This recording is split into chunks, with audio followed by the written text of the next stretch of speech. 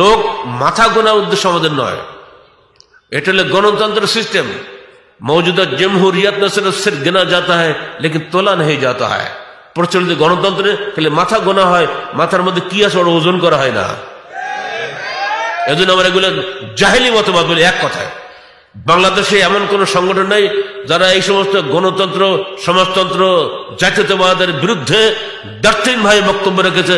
আলহামদুলিল্লাহ সেই ক্রেডিট শুধুমাত্র আহলে হাদিস বাংলাদেশের। শুরু থেকে আমরা এর বিরুদ্ধে বলে দিয়েছি, একদম হতেই পারে না। আহলে হাদিস, আহল মানে ওয়ালা, আর হাদিস মানে হাদিস, আর হাদিস হাদিসকে বলা হয়, হাদিস কোরআনকে বলা হয়।